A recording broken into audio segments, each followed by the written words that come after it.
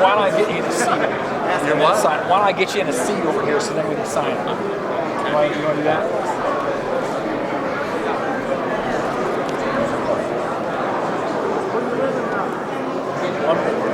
Yeah, right now. Would you? Yep. No problem.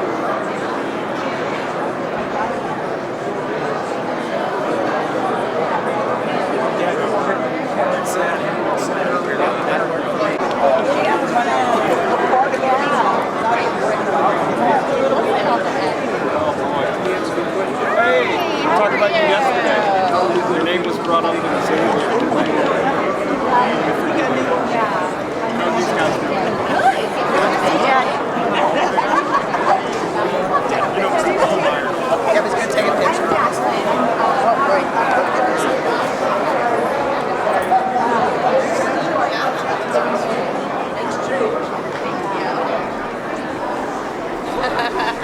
Not always. Not so good right now.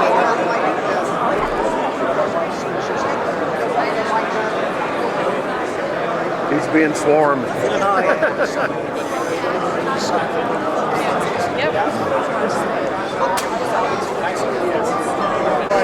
Up in Batesville, remember when you went over and got the soldier out? Stuff out of those. I don't know where they get that church girl.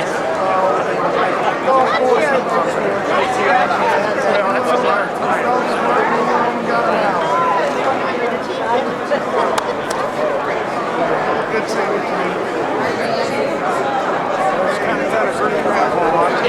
You got a great dog. You've been friends for 40 years or so. Well, you have the DNA. I am more like African side. Yes, it's German. All the way back to the 1800s. Oh, get out of When you here. guys grow up, are you going to be famous? Oh my God, I'm Kelly. You want to be famous? Thanks, Rob. You're a pretty famous guy, ain't you? These are my grandchildren. They just know him as Jaja. Because my husband's Polish, so he's Jaja. Grandpa. They come from Minnesota.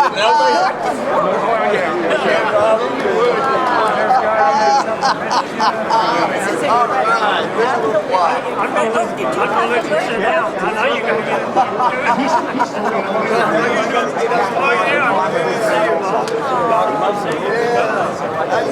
That's my younger son. He's a good guy. He is a nice dad. He's a great dad. Great grandfather.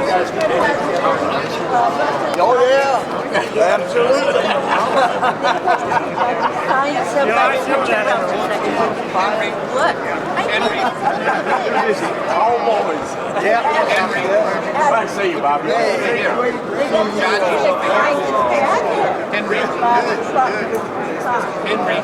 How you doing? I know you did. Oh my God. Oh my God. He said his task was always to garden. Yep. Can I get your picture? Yeah, here. Let me get you on this side. No. That goes, it says, put it in the hoop. You want to go over there and take a picture putting it in the hoop? Please do not touch. No. No. Have you ever seen a basketball that big, We saw all the Great. You can run around for a little bit.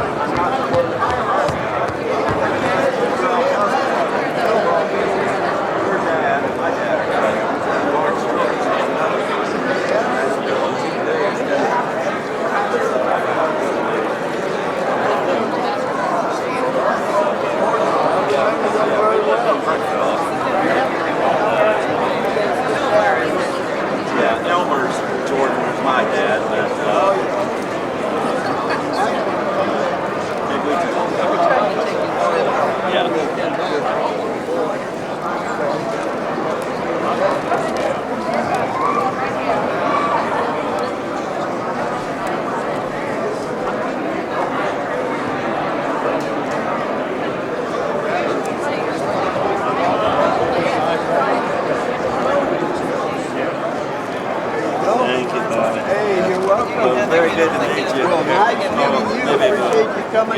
have to stand up. Right, you guys are tall. Yeah, well, Thank you. He's been wanting to meet you for a I've long been wanting to meet a time. long time. Yeah, we've been down to reunions and stuff years ago, but you were what? Yeah, didn't make it. We were both Chicago. Good to see you.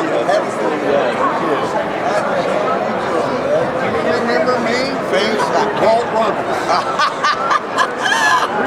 How you doing? It's been a long time, my You used to come visit us down there at the Legion. Yeah, I've been in town for a while. Well, all my family's dead and gone, and I didn't get down there.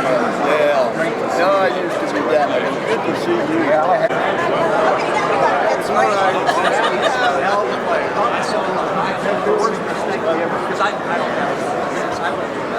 Step 3. Okay, that's right. Blow that up.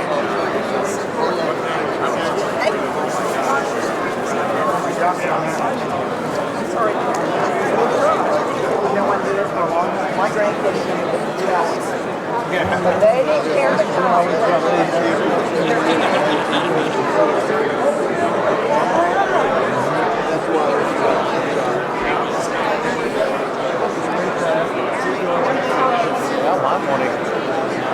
Got it. Got it. Hey, sir. You and me. Oh, yeah, I forgot. Let's get on this side. It's so blurry. With the screen, oh, there, that much better. The screen. Okay, got it. While you were there, I'll be on your drive. Hey, kid. I didn't find out where the hell that is. I know you autographed two basketball players. One of them I gave you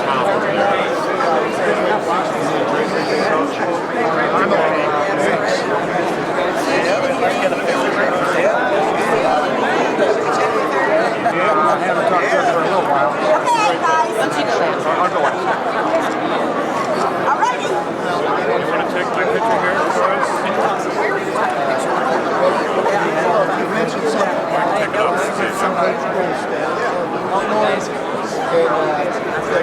Once in a while, I start shooting jump shots.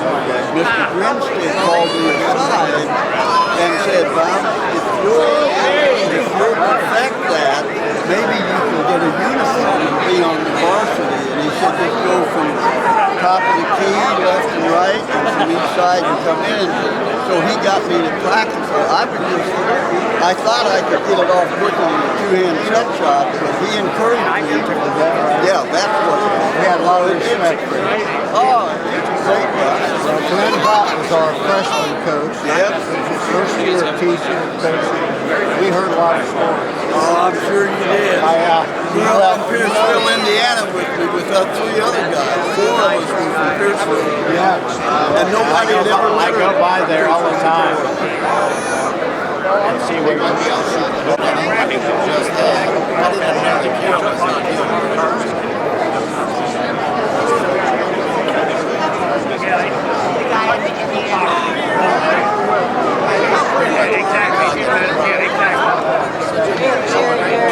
I bet you have to practice.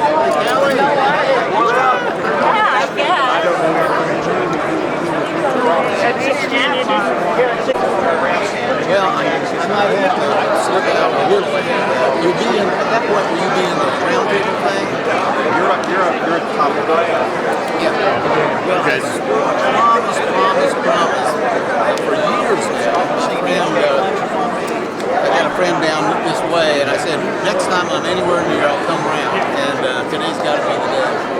I just appreciate you. Oh, no, glad to do it. You need water or anything?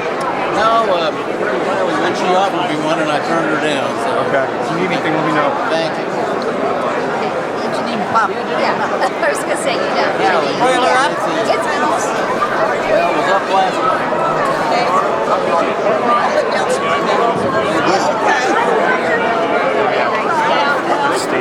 I am John Freifogel, principal here at Milan Middle and Intermediate School, former athletic director, and one of the current board members for the 54 Museum. First, I would like to thank these gentlemen in front of me for everything that they've done. Without them, we would not be here. So gentlemen, thank you.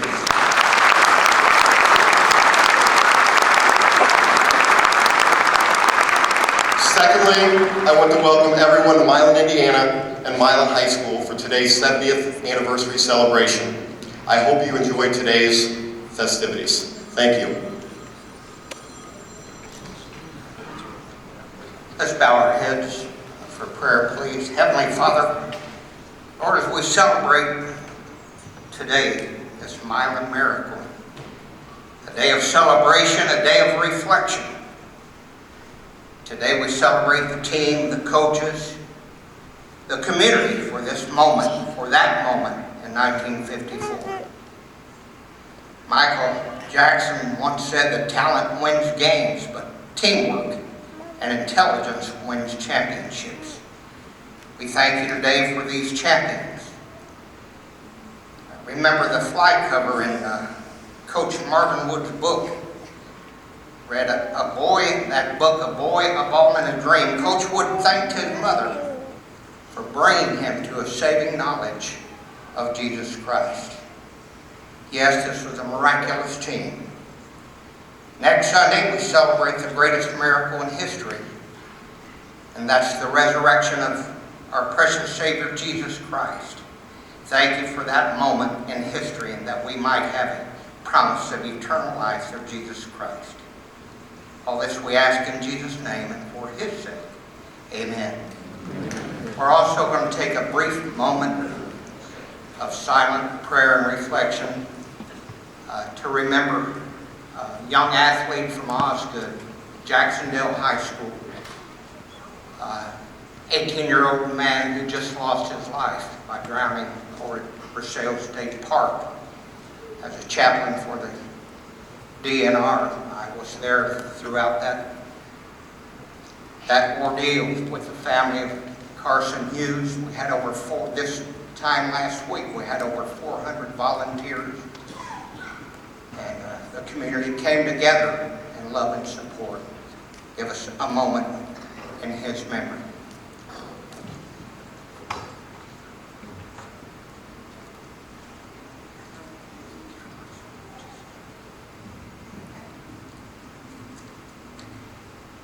Amen. Would everyone now please rise for the presentation of colors by the Indiana State Police Honor Guard.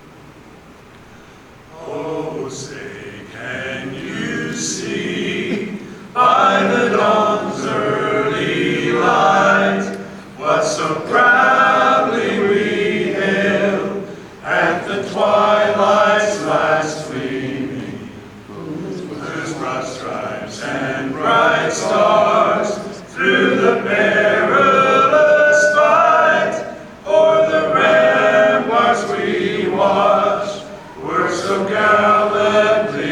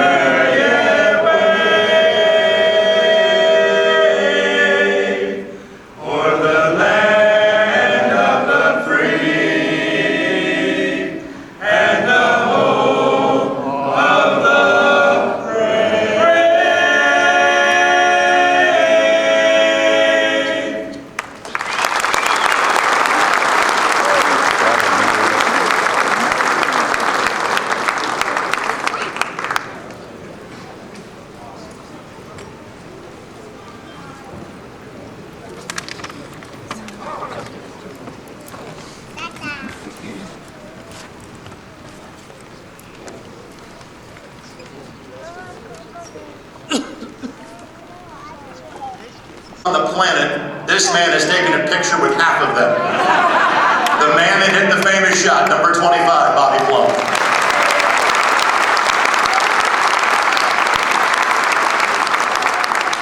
Now, those are recognizable names and faces here. Flanked to their right and left, you will see other dignitaries, and frankly, you will hear from them coming up in a very short matter of moments.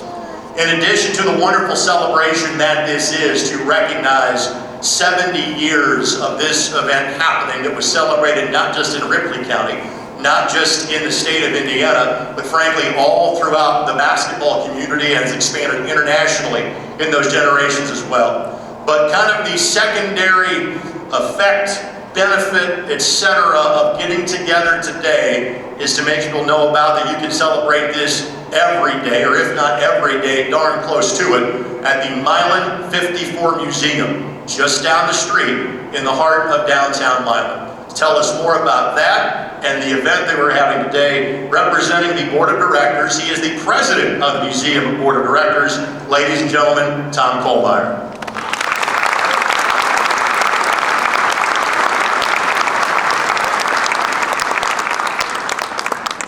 Mitch Daniels.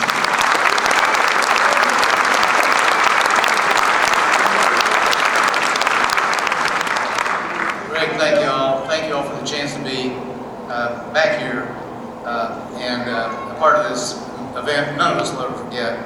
You know, our family moved from Georgia to Indiana in the late 50s, and you know, it was I don't know better. I grabbed my bat, my mitt, went out looking for a pickup game. I finally found a baseball game, but I found 2 basketball games first in the middle of July, which told me a little something about the state I had just relocated to. And everybody then, the memory was so fresh, just 3 or 4 years old. Everybody told me about this place called Milan, which I knew I would have to discover for myself later. Many years later, as a huge fan of one-class basketball, I was, you know, disappointed, as many were, that times moved past that. But I had a plan, and it was going to involve Angela over here.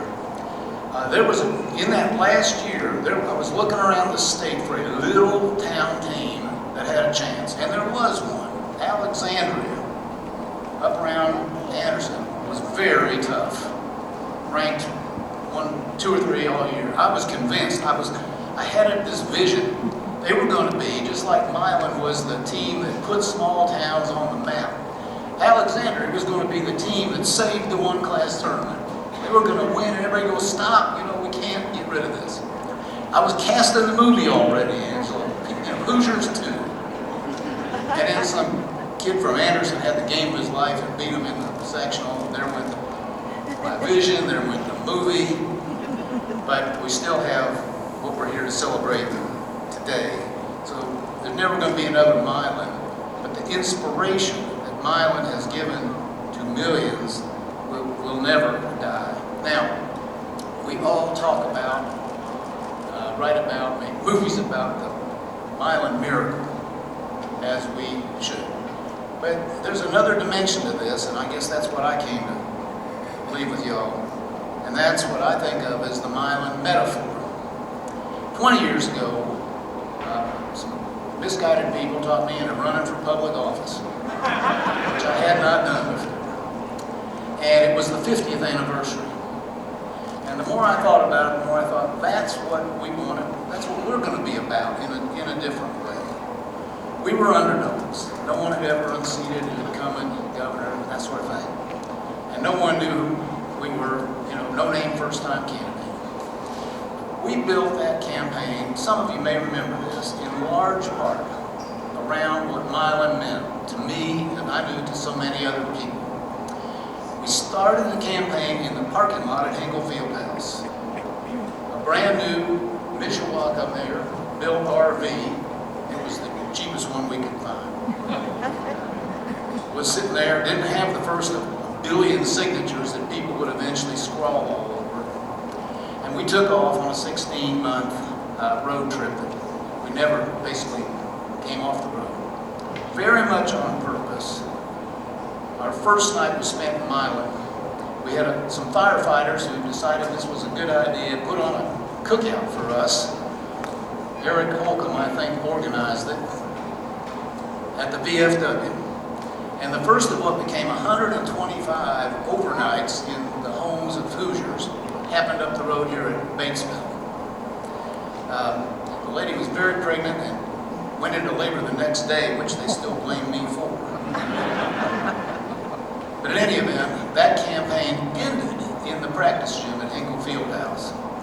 So from beginning to end, it was, to me, an attempt to say, to get Hoosiers to think big and to think about what is possible in this world. And Rob from McKittrick, bless her soul, allowed me to make a message in the museum, which I brought today, because it says what I was trying to say to Hoosiers in various ways all that year.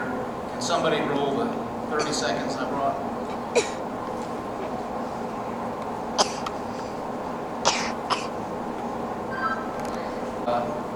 People, especially young people, need a reason to dream and a reason to believe that dreams can come true. And these boys gave us that, along with one of the great athletic thrills of all time. And so to me, I don't think I'm alone in this, Milan is even bigger than basketball, if anything can ever such be. Thanks for having me.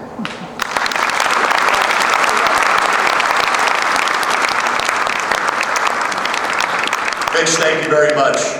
Again, the guys in the back are going to work out from flipping that switch on and off. So let's do another video tribute. And I've got a sneaking suspicion my place on the broadcaster totem pole is about to drop again.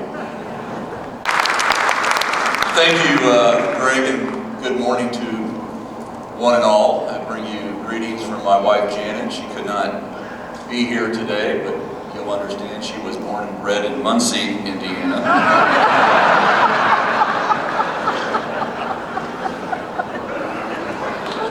She's thinking of us all. And it is good to once again follow Mitch. He is rightly and appropriately so. We're in black and gold.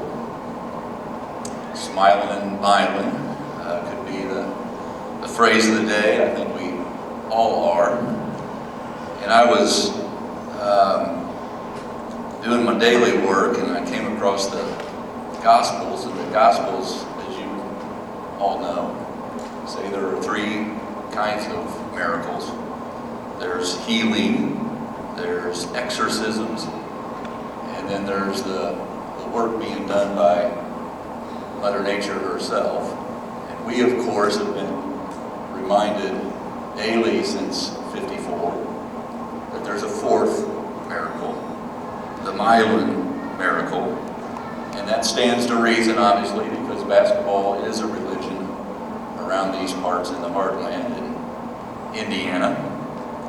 And I just want to pile on my praise and appreciation and thanks for truly that never-ending convoy of families and parents and lifelong friends of these guys and gals, the school, the coaches, the cheerleaders, the players themselves, that one after the other have, and you've heard this word by three people who have already spoken, inspired us. Inspired us to, I couldn't count how many basketball goals there were in driveways on the drive down here this morning, but inspired kids, boys and girls growing up, to ask their parents if they could put a goal at the end of the driveway, or if they could put it on the side of the barn, or if they could go down to the park and just play in the snow for hours on end with their teammates, and grow up through life and learn those life lessons together. And it's tethered to this bigger than life story, the Milan Miracle. And understanding that it has inspired the underdog, and understanding David versus Goliath, and understanding it's inspired work ethic, inspired us to seek perfection through practice practice and practice. It inspired what I would say is the greatest sports movie ever made, based on this story. And with all due respect to the Mishawaka mayor, to Rudy nearby, breaking away up in Bloomington. I can't remember the name of the movie they made in Iowa, but anyway, this is the greatest sports movie ever made. And it certainly not only inspired, but requires also a lot of us. It requires governors to show up on a day like today where we honor and recognize such a feat and accomplishment. It required me to put in full court basketball court at the governor's residence of the lawn, so you're all invited to take your last shot or your first shot, probably, at the governor's residence. And that's also rightly so, because obviously on that court it says we grow basketball here. You proved it, you shared it, we cultivate it, and it's not just during March Madness. This is Hoosier hysteria day after day after day. And when I just think about all the champions and legends that have been born out of this inspiration, aiming higher to try to achieve and to overcome what life has thrown at you. This community is the Mecca. This is it. And all that went into it before you ever got to England. And it's just a special privilege to associate with this story in such a familial way, and to know that you have given to our state's heritage like I can't name very many other ways, and the reputation that we enjoy internationally because of what was achieved, for all that you have given to get to that place. You have given us more. So here's to the next 70. Thank you and congratulations.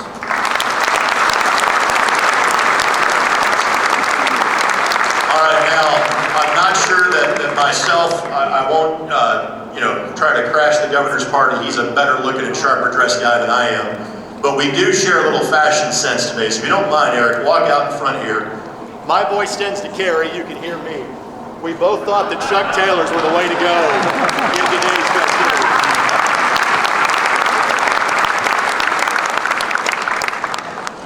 By the way, the Chuck Taylors I'm buying, or that I'm borrowing today, belong to the IHSA commissioner in Paul Knighton. He's 6'8" and wears a size 15. I'm 6 foot and about 4 foot wide and wear a size 14. Somehow I got gypped in the height department there. All right, it is time for another video so you can get the lights ready. And we are about to get to the hickory portion of this. Bobby Plump had no idea he was so good looking as an 18-year-old until a movie came out in 1986. And one of the stars of that movie is going to join us via video right now. Thank you so much. Bobby, here we are again. We always say that every time we come together at these events, and I've been glad to share so many with all of you guys. I was thinking driving into Milan today that it was 43 years ago that I first came to Milan. And to give you a context of how that happened, I was in Philadelphia watching Indiana University win the national championship. And I hitched a ride with the team playing back to Bloomington to help celebrate that week. And I was sort of between jobs, as they say. And I'd always carried in my back pocket this idea of doing the Milan story as a movie. And it occurred to me I'd never been to Milan. And I thought, I got to go down there and just check it out and maybe find out if there's any players who are still there. I can maybe talk to them. So I drove into Milan, I looked around, I remember pulling into a gas station, and I asked if there were any members of the team that still resided in Milan. He said, well, Gene White has a feed and chick store here. And I thought, well, that's perfect. So I just asked him this question. I went into the store, and I don't think I told him I was doing a movie because it was still just a germ of an idea. It wasn't a real thing for me. And I asked him if I could, a few questions, because I came at this knowing that one of the premises to creating a drama is in the first class, screenwriting class I ever took at USC, there was one line on the bullet board: the essence of all drama is conflict. So I was directing my questions to Gene in that regard, and I said, did you get along with all of your teammates? And he said, oh yeah, we started playing ball together when we were in grade school, and we loved each other, and we were like a family, we were close. And I said, okay, well, nothing there. How about the coach? Oh, we loved our coach, the coach loved us. And I was like, oh, well, this is not going to work out here. So I said, well, what about the townspeople, the teachers, the families? Like, oh no, we had the great support. We loved them, they loved us. And I thanked him, and I walked out the door and thought, there's no movie here. And as I was driving home, I started thinking, this is such an inspirational and powerful David and Goliath underdog story, which work in films. I got to figure out a way to do it, to capture the spirit, to capture the essence of it without actually telling the real story, because I don't feel that it's there in terms of finding that conflict. So I decided to kind of create the characters whole cloth, and I went from there.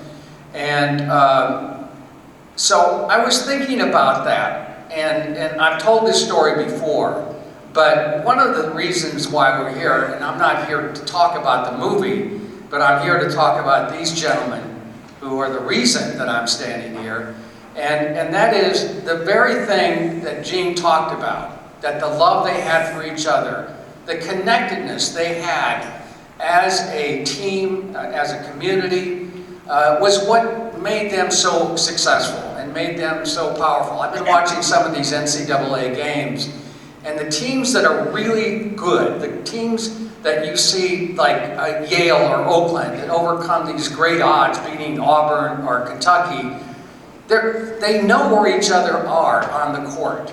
And the thing about this team, and I watched some of their games on the championship game, is they always had a second sense about what role each played at what time. So I just had a feeling that connectedness and that love they had for each other, and that understanding of who should do what, at what time, in what part of the game, was almost unconscious energy, and it was selfless. It was completely selfless. It was always the team first.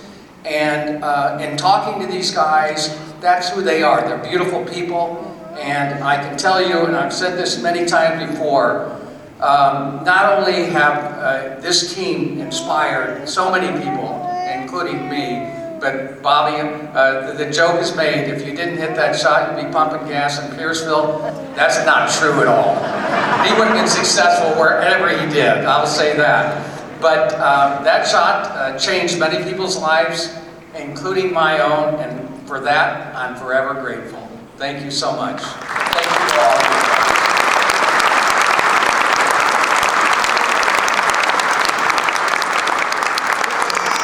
And Angelo, I would say this, you and David have changed a lot of lives, all of our viewing habits from 1986 on. So, Angelo, thank you. And again, thank you for being here. All right, we get to dim the lights one more time. We have one more video, or we don't have a video, no video. You can leave the... To be here, this is a bucket list thing for me, but you may be wondering why the heck the mayor of Mishawaka is here. Community about 4 hours away on the border of Michigan. Well, I will tell you that the Milan Miracle is known far beyond the borders of Milan internationally. But we have a special connection between Milan and Mishawaka. That is because Marv and Mary Lou Wood chose to live there most of their life. And in fact, Mary Lou Wood is one of my neighbors. She lives right across the cornfield, the real coach of the Milan Miracle team, and I call her the First Lady of Indiana basketball, but she sends her love. She could not be here today, but I keep good tabs on her. Well, Marv was very important in my life. We share the same last name, but we are not related, although he is a father figure to me in spirit, and he is the reason why I am mayor.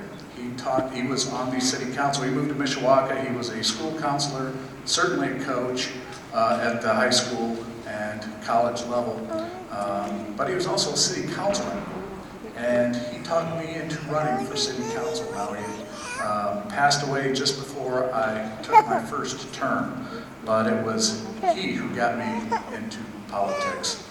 And he served his community so well. He touched countless lives. As he touched these men's lives, he touched many, many more in our community. And so my daughter decided to go to college. We were doing college visits all around. And we did a college visit to Butler. We're touring campus. We go into Hinkle Fieldhouse. Right on the floor sits a basketball. I'm convinced that they keep that basketball there to have all the dads say, yeah, this is where our kids are coming to school. But the guy said, yeah, go ahead and take a shot. I went, took the shot, missed, of course. But it got me thinking, how can we honor Marv Wood and make that connection with Milan and this team? So got thinking back home, and actually, big fan of the movie Hoosiers. The governor said it's the best sports movie ever. So interesting, in my house, my one daughter went to Notre Dame. She's a Rudy fan. My other daughter went to Butler. She's a Hoosiers fan. I get to break the tie. So Angelo, it's Hoosiers. And, that's the one common denominator. So I got the sketching on a napkin of something we may be able to do. So the sketch looked something like the scene from the movie Hoosiers, where Strap and Ollie measured the backboard in the movie. And so we decided to do a sculpture of that. So we went, as Governor said, Milan and Hickory both caused people to put up backboards in their driveways. Well, we decided to do one about two times the actual size. And we have depicted in that, we have Ray and Gene and Bobby with Coach Wood measuring the goal in Mishawaka. It gets passed by hundreds of thousands of people annually, and it's our effort to educate people far and wide about what happened here and how many people's lives were touched. So I would invite you all to come up and take a look at it. We're very proud of it, and it is maybe a scene that didn't happen with Milan. I'll always say it should have, but it was our way of blending Hickory and Milan into Mishawaka. So thank you for that opportunity, and God bless you all. I love you all.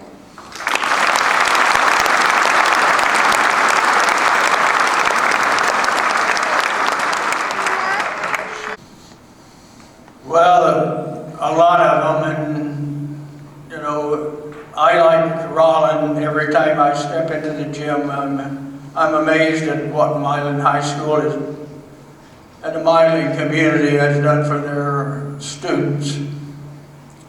John and the superintendent, Jane, who built a fabulous entryway.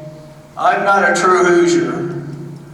I was born in Middletown, Ohio, and I stayed there until I was in the 4th grade, and my dad bought a farm in Indiana, and on Thanksgiving Day we moved to Indiana, and I joined the gentlemen here with me and the others that are now gone and passed on. I was not one of the outstanding players going up through the grades in high school. I was a sub,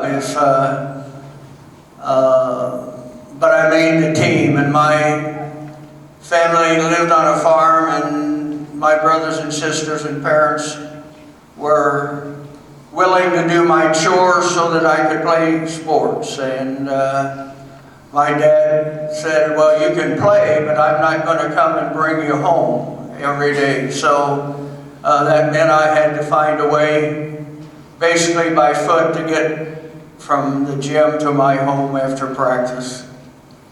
I didn't start the first game of my senior year. Bill Jordan started. I later heard Milan say that I didn't start because when I came off the bench, I was instant offense. I don't know, maybe I was. But then the second game on, I was, and I was very fortunate to be on the team the year before, and this year we won the state championship. And I have to thank Angelo personally for letting me be in the movie. I really appreciate it. The only one thing I remember about going up, we went up in Cadillacs, but we parked them when we got there. We had to walk about 5, 6, 7, 8 blocks in the cold weather to the restaurant to eat. That didn't make much sense to me. Had Cadillacs, but we didn't use them. I'm sure Marvin had something in mind. I think Milan got to win the state championship for about 3 reasons. One is that we played Morton Memorial. I think Governor Mitch knows about Morton Memorial, but they had a team, and they were very good, and they were in the regional. And we were behind. In some way, the cord got pulled out of the clock. Don't know who did it, but it was long enough for us to catch up. And we beat them in overtime. Headlines next day, engine steal game from orphans. I think that was one reason, you know, it let us go on to the state championship, and we got beat soundly by South Bend, and I think that told us that if you want to win the state championship, you've got to get better. And I think we got better as a team and as a coaching staff. The other thing that happened was that Mr. Grinstead was a great person, great coach, but Marvin's coaching philosophy better fit the Milan team than Coach Grinstead's. And so after our sophomore year, they changed coaches to Marvin, and we ran a Butler system with his innovative other things that he put in, like Bobby will tell you this story, but the 4 corners,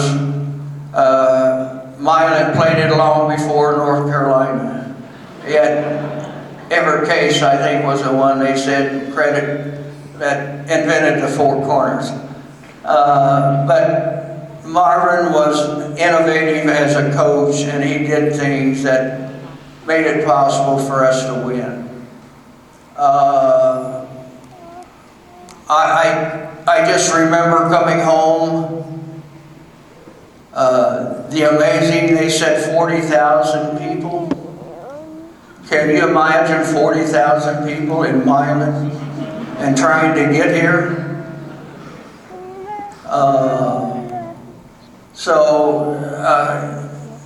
It changed my life. It got Coach Hinkle gave me a scholarship to Butler that allowed me to get my education, and that was important to me. And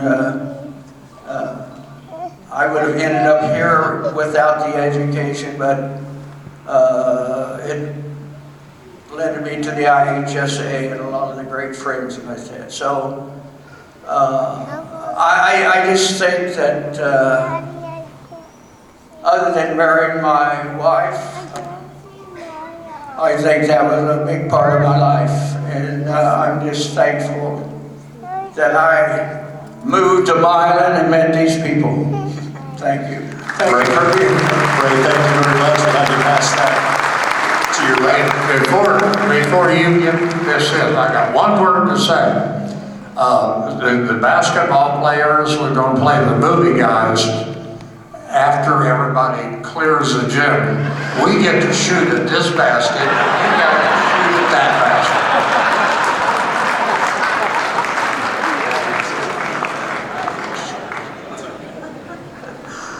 Well, I'm not much of a speaker, so I'm not going to say too much. But I am so happy that I am still here to attend and see this such big crowd that we have here. It has been a long journey, and I have really enjoyed it. We still have our reunion, basketball reunion, every year. But this year, this is our basketball reunion. So I'm in charge next year, so I hope I get there to make it. And I'm so happy to see so many people. This is just great. I love you all. Bye-bye. Right now as you're reliving these memories and seeing all these people here? Well, it's always a pleasure to come back to Milan. Anita and I have had to do that a few years now, but nothing can touch what went on when we were here. The basketball, I probably said this the other day, we had one outstanding feature. Nobody cared who scored. Nobody talked about, oh, I got 12 or 15 or 20 points. Some did, some didn't. And to play sports, team sports, you got to treat it as a team. You can't try to make the other guys create your future. And I think that was our biggest thing. I think it mattered not who scored. Heck, even I got a bucket once in a while. But really, I thought Mr. Wood brought us a new way to play, a more modern way to play. And that helped a lot, because we got to do things that could create scoring better. But primarily, it was just the fact that we played a lot, even though coming up to about high school, in summer baseball, it was usually Milan against Pierceville. And so we had been playing against each other for some years, but we just had no problem with somebody trying to do things when they shouldn't be doing things. I think if everybody had that, about anybody could have a good team. And of course, coming back, I taught here 18 years. It's nice to see the kids I've taught, so many of them, even though I don't recognize them anymore because my mind's getting slow. I really appreciate coming back, and I appreciate all of you coming to meet us and talk to us and remind us of things we did bad and good. So, just an out-and-out pleasure to be here today. Gene, thank you very much. I'd like to pass the microphone. So Roger, you're kind of like me, a Southern Indiana guy that ended up as a transplant in the Indianapolis area. What's it like to come back home and be a part of this today? Well, the board of directors at the Milan Museum never cease to amaze me. Look at what we have today, and things that have happened along the way. First, I don't know that I can name them all, the projects like the booklet that just came out, and before that we had the bobbleheads, and I just think, well, they can't find anything else any better than that, and then they do. And Susan runs the place now. Everybody remembers Rosalind McKittrick and what she did, her idea to get the Milan Museum going all over the years. There's something being done now in the memory of Rosalind, so I hope that that continues.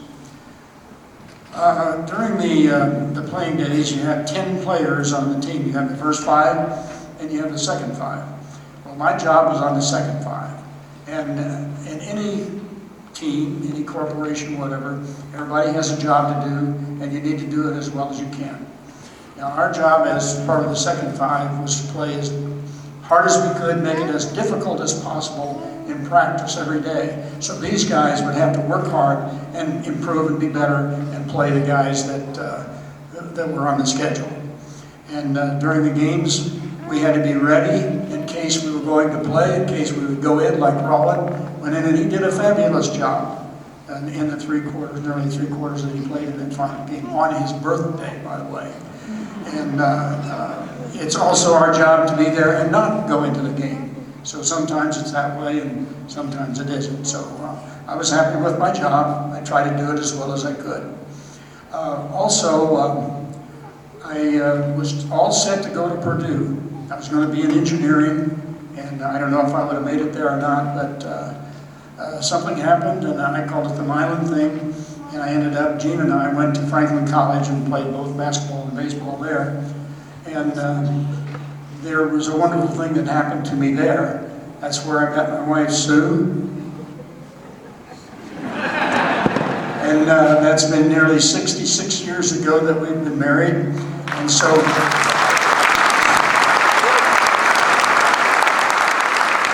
I'm happy to have spent that time with her and with all of my family. Almost everyone is here today. A couple couldn't be here, but almost everyone is here. And so what I'd like to say is, Bobby, I sure am glad you made that shot. And not like Bobby needs an introduction or a prompt from me, but the guy that had the ball last gets to have the microphone last. Bobby, how you doing today? I'm doing very well, and I'm glad I made the last shot too. I'd like to pay a compliment to the board of directors of the Milan Museum, and would you all stand, please?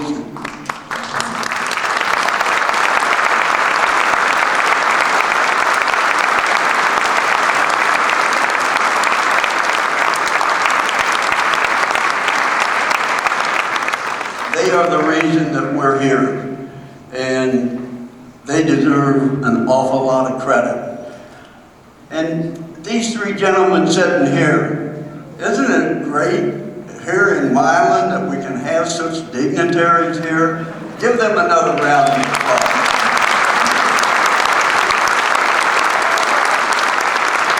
And this time you don't have to fix my belt when I'm speaking. As they gave me an award at Butler, and I get up to the podium and my belt came off. I gave it to Mitch, and he's sitting over there trying to put it back together.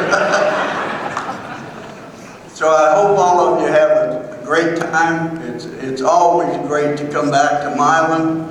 I've got 4 generations here, and I'd like for my family to stand up, please. My wife, daughter, grandchildren, great-grandchildren, sister-in-law, and my sister-in-law, Judy Ford, is here. Janine's brother was her husband. He died a month ago. Appreciate you being here.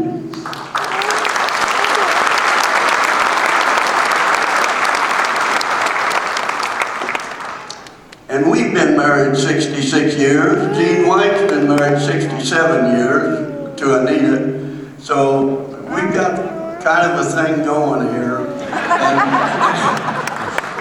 And the special thing that I want to make is to these guys.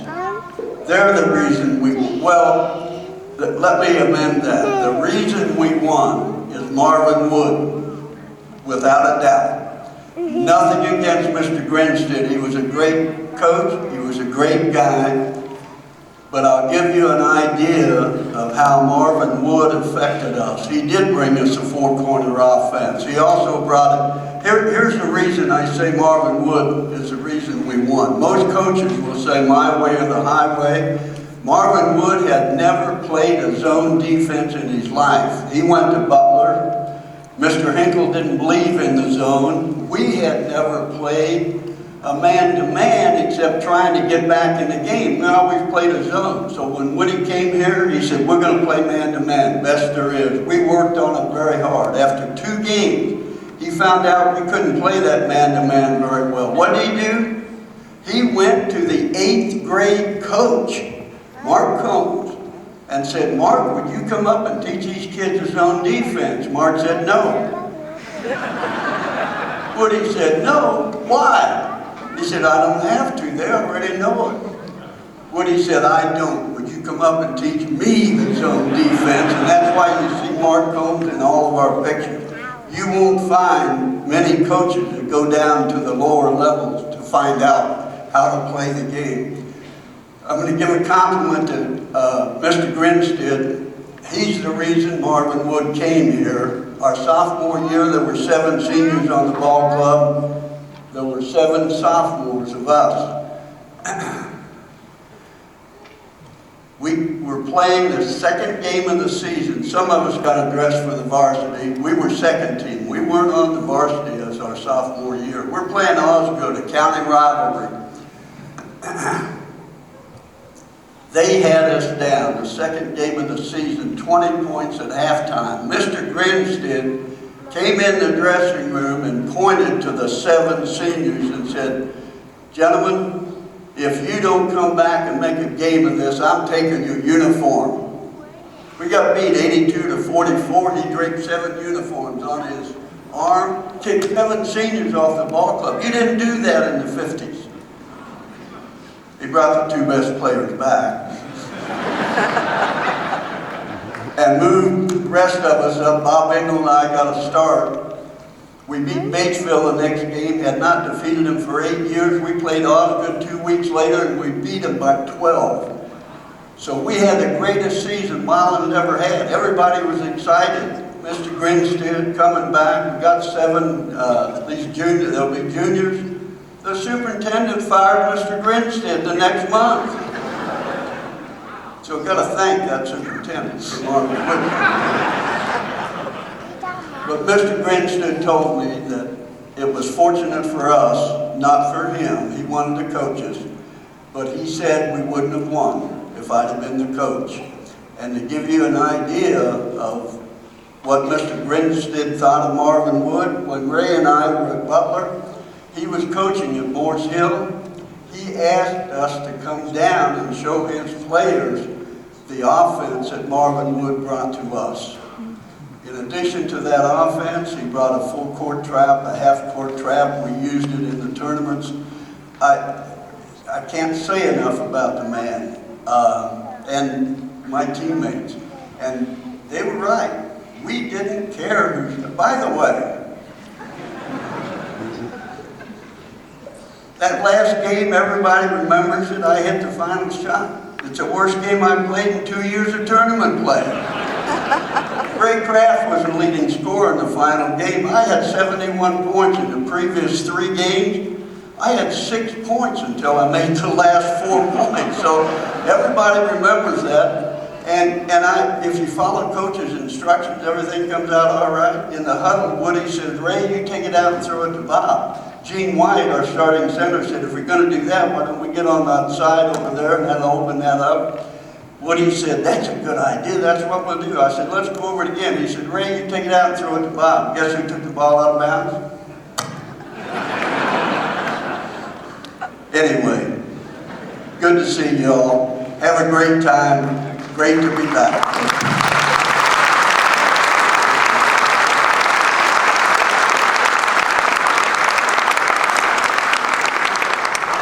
Those, oops, a little louder for my voice, sorry about that. Those stories and those jokes have gotten sharpened over time, haven't they? 70 years of practice at telling those, so pardon me. I do this and kind of recalibrate here. All right, with that, I wanted to make sure, because Robin touched on some of the players, there are those that are still with us that couldn't be here today. We wanted to make sure we recognized Bill Jordan, Kenny DeLapp, Bob Wigman, who was scheduled to come here, but unfortunately illness in the family could not make it back for today. Fred Bushing, student manager. Oliver Jones, student manager, right there, thank you very much. And David Jordan, the mascot. So if you are in the building and I called your name, please stand and be recognized.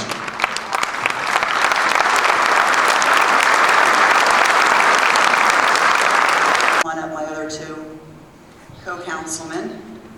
Is Mark Drew still here? Oh, here he comes. So I'd like to take a moment to introduce the other two council members with me here today, Mark Marcy and Drew Ullman, who's making his way over here.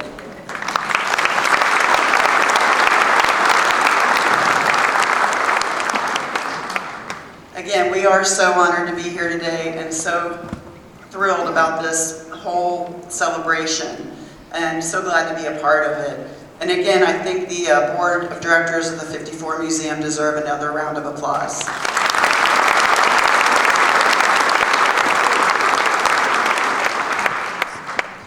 So first, we'd like to start with a proclamation declaring March 23rd, 2024, 1954 Milan Miracle Day.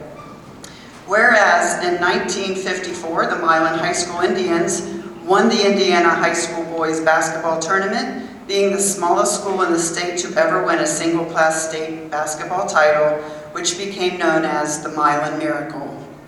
And whereas March 23rd, 2024 commemorates the 70th anniversary of the Milan Miracle, and whereas the Milan 54 Museum is holding an event on March 23rd, 2024 to honor the occasion.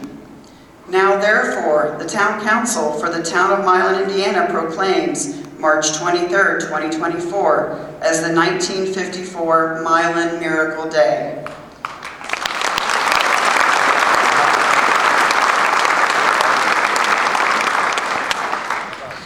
Be it further resolved that on March 23rd, 2024, the members of the Milan Miracle team shall be given the keys to the town to commemorate their accomplishment.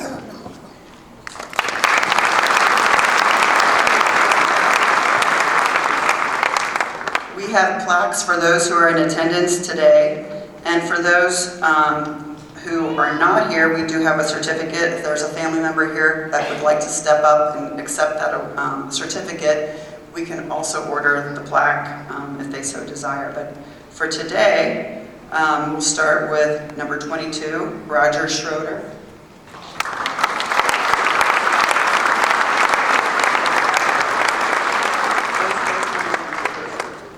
Those are a copy of the proclamation.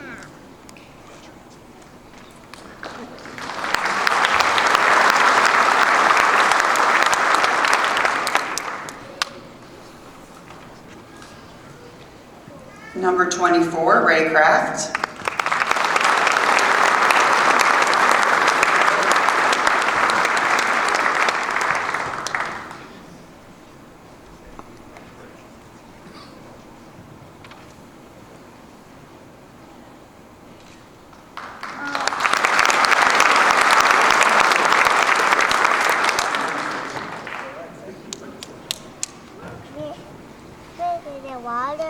Number 25, Bobby Plump.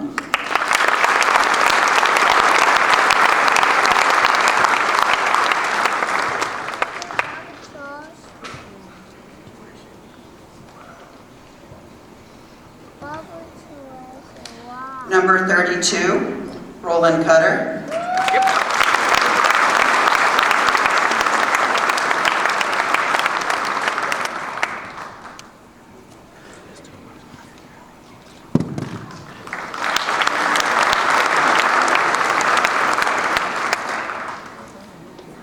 Number 33, Jean White.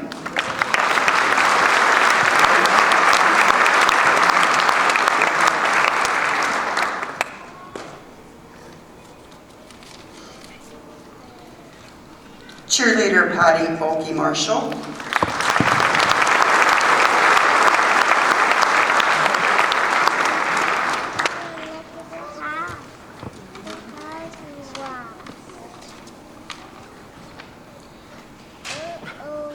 Oliver Jones, student manager.